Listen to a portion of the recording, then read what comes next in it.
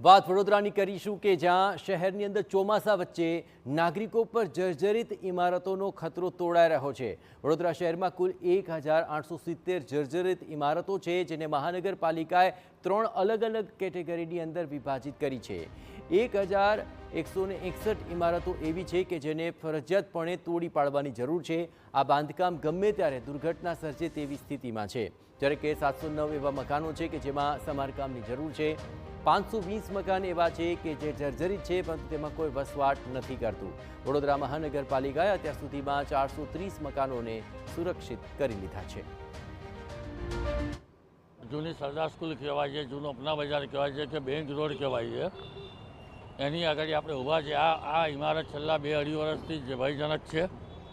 આ ઇમારતમાં ઓલરેડી મેં મારી રજૂઆત કરી અને કોર્પોરેશન ઉતારે એવો કમિશનર પાસેથી ઓર્ડર બી કરાયેલો છે।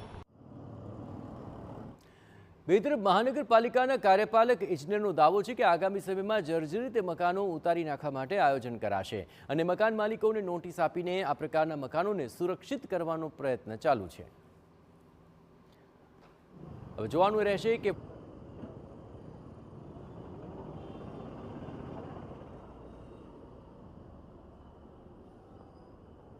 કુલ 1870 જેટલી જર્જરિત આવાસો છે, જેમાં 3 કેટેગરીએ મકાનો છે, જેમાં સંપૂર્ણ મકાન ઉતારી લેવા જેવા છે એવા 1161 છે। મકાનનો અમુક ભાગ અથવા એનો ભાગને રિપેર કરવા એવા 709 મકાનો છે। 1870 પૈકી અત્યાર સુધીમાં અમે મકાન ઉતારી દીધા અને મકાન નિર્ભય કર્યા એવા લગભગ 430 જેટલા અમે એને નિર્ભય કરેલા છે। દર વર્ષે ચોમાસાનો સમય નજીક આવે ત્યારે વડોદરાના નગરજનોને 4 દરવાજા વિસ્તારમાંથી નીકળવા માટે પોતાનો જીવ પડીકે બાંધીને નીકળવું પડે છે। કારણ એટલું જ છે કે આ વિસ્તારમાં અત્યંત ભયજનક બિલ્ડિંગો આવેલી છે।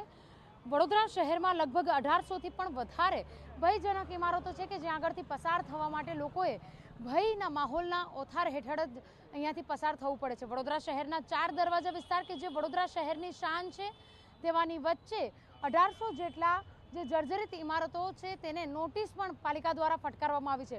જોકે અગાઉ પાલિકાએ નિર્ભયતા શાખાનું નિર્માણ કર્યું હતું। નિર્ભયતા શાખા દ્વારા તમામ જે કામગીરી જર્જરિત ઇમારતો માટેની છે તે કરવામાં આવતી હતી, પરંતુ જે રીતે છેલ્લા 2 વર્ષથી પાલિકા ફક્ત અને ફક્ત નોટિસ ફટકારી પોતે કામગીરી પૂર્ણ કરી હોય તેવો જે માહોલ છે અને તેવો જે સંતોષ છે તે વ્યક્ત કરી રહી છે। પરંતુ જો ગત 2 દિવસ પહેલા એક ઇમારત જર્જરિત હતી, તે ધરાશાયી થઈ 2 લોકો ઇજાગ્રસ્ત પણ થયા। જો આ જ પ્રકારની પરિસ્થિતિ રહી, વરસાદ ભારે માત્રામાં પડ્યો, વધારે પવન ફૂંકાયો તો કદાચ હજુ પણ અન્ય ઇમારતો ધરાશાયી થઈ શકે છે અને લોકો આનો ભોગ પણ બની શકે છે। કેમેરા પર્સન રોહિત ગોલ સાથે અંજલિ ઓઝા, TV9 વડોદરા।